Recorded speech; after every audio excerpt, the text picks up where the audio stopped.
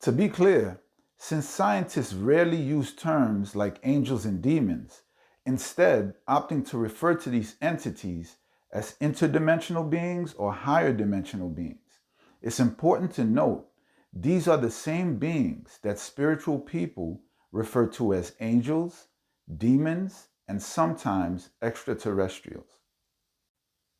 Equally as important is the fact that these beings are not limited to those three terms. There are many different types. They've been documented throughout history, especially in sacred texts of different religions, and they have various capabilities and functions.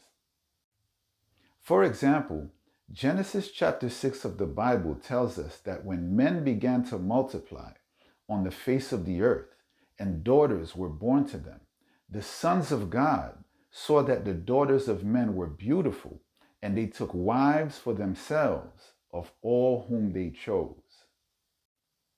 In this case, the sons of God refers to fallen angels, whom the Bible says in chapter 4 came in to the daughters of men, and they bore children to them. Now, the Bible refers to the angels as spirits. We know this because Hebrews chapter 1, verses 13 and 14 say, "But to which of the angels has he said, 'Sit at my right hand till I make your enemies your footstool'? Are they not all ministering spirits sent forth to minister for those who will inherit salvation?" Now, in order for spirits to have children with human women, they have to take on flesh. This makes them interdimensional beings. Now, a major clue which points to the fact that these men were not regular human beings is where the Bible tells us the children that these women gave birth to grew to be giants, which were called Nephilim, according to Genesis chapter 6. Now, I know what some of you guys are thinking. Jesus was conceived through immaculate conception. God didn't have to become human to do that, and that's a fair assessment. So obviously, not all spiritual beings have to take on flesh in order to have a child. However, this next account is far more compelling than the first one that I spoke about in this video. And it clearly states that at one time, angels walked the earth as men, and again, that makes them interdimensional beings. Now, the account that I'm referring to is the destruction of Sodom and Gomorrah, where it clearly states that God sent two angels in the form of two men to destroy these two ancient cities due to their extreme wickedness. What makes this account so compelling is not just the fact that it's stated that God sends two angels in the form of two men to destroy Sodom and Gomorrah, which, as I stated before, the fact that these spiritual beings can take on human form makes them interdimensional beings. But astonishingly, this incident is recorded in the sacred text of what's known as the big three religions of the world: Christianity, Judaism, and Islam. In other words, it's documented in the Bible, in the Torah, and in the Quran.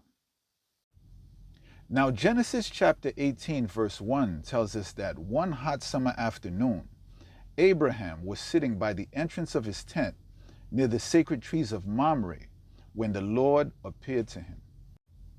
Verse 2 says that Abraham looked up and saw three men standing nearby.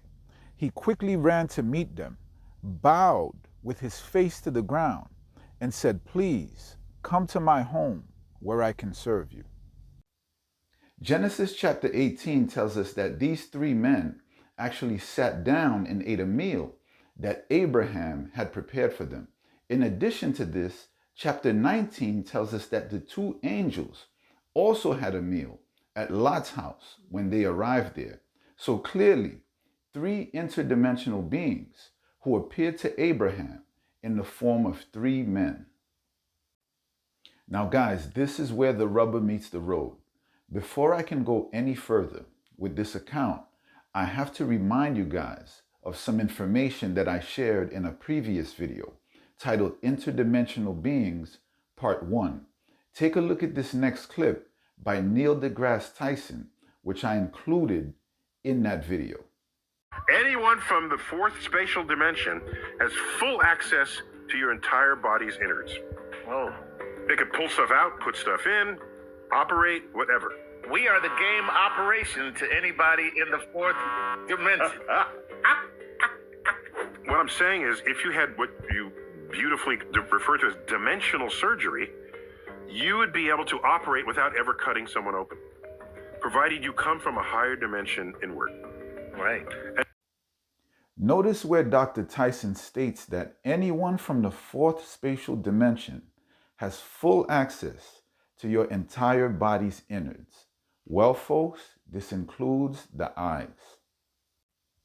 Now, the reason why this is so extremely important is because Genesis chapter 19 tells us that while these two men, who were in fact two angels, were at Lot's house, the men of Sodom came threatening to break down Lot's door in order that they may get to the two men. The Bible tells us that these two angels were able to strike the men of Sodom with blindness without ever laying a hand on them. Now remember, at the end of the Neil deGrasse Tyson clip, he mentions that these beings can, in essence, manipulate the organs of a human body without ever physically touching the individual, providing they come from a higher dimension inward. Striking the men of Sodom with blindness was amazing enough, but these two angels weren't done there. After the two angels struck the men of Sodom with blindness, they hurried to get Lot and his family out of the city before they destroyed it. While they were leaving, the angels gave them specific instructions not to look back while Sodom was being destroyed.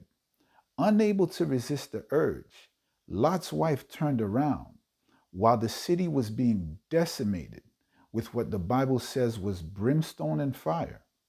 Verse 26 of Genesis chapter 19 says that she became a pillar of salt. Absolutely astonishing displays of power. Now, guys, there are many more examples of interdimensional beings and their capabilities, but I have to leave those for a future video.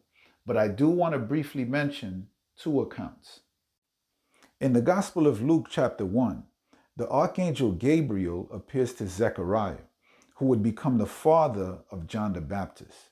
When Gabriel appears to him inside the temple, he informs Zechariah that his wife would become pregnant and give birth to a son. Zechariah doubted the words of Gabriel. As a result, Gabriel caused him to become mute. In other words, Zechariah was unable to speak until the day that John the Baptist was born. The Gospel of Mark chapter 5 tells us that Jesus once met a man who was possessed by many demons. The demons were so strong that no one could bind him, not even with chains. Knowing that Jesus would cast them out of this man, upon seeing him, they begged Jesus to send them into a herd of swine instead. Jesus did so, and the swine immediately ran into the sea and drowned.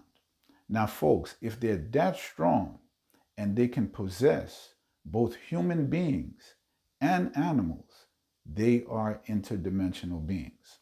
I'll be covering this account more in depth and the account on Zechariah in a coming video. Thanks for watching, and God bless.